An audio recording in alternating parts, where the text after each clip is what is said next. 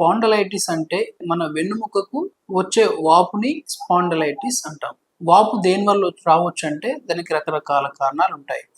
మొదటిది ఏంటంటే ఇన్ఫెక్షన్స్ లో కామన్ గా వచ్చేది టీబీ, ఆ తర్వాత బ్యాక్టీరియల్ ఇన్ఫెక్షన్స్, కొన్ని రేర్ గా ఫంగల్ కూడా రావచ్చు. ఆ తర్వాత ట్రామా అంటే దెబ్బ తాకడం వల్ల కూడా కొన్నిసార్లు ఇంజురీ అయ్యి చుట్టూ వాపు వస్తుంది. దాన్ని కూడా ఒక స్పాండిలైటిస్ లో ఒక కారణంగా మనం చెప్పుకోవచ్చు. అలాగే మోస్ట్ కామన్, ఈ విన్నిటికన్నా కామన్ గా వచ్చేది ఏంటంటే age related wear and tear వల్ల వచ్చే ప్రాబ్లం.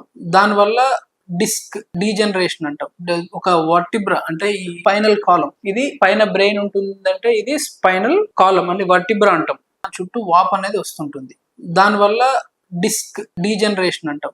ఒక వర్టిబ్రా కరగడం వల్ల డిస్క్ స్లిప్ అవుతా ఉంటది. లేదంటే ఇది ఎక్కువ రోజులు ఏజ్ తో పాటు కొన్నిసార్లు ఈ స్పైనల్ వర్టిబ్రల్ కాలం అనేది డీజనరేట్ అయ్యి బోన్ ఎక్కువ గ్రోత్ అవుతుంటది. ఓకే, ఇది వర్టిబ్రల్ కాలము.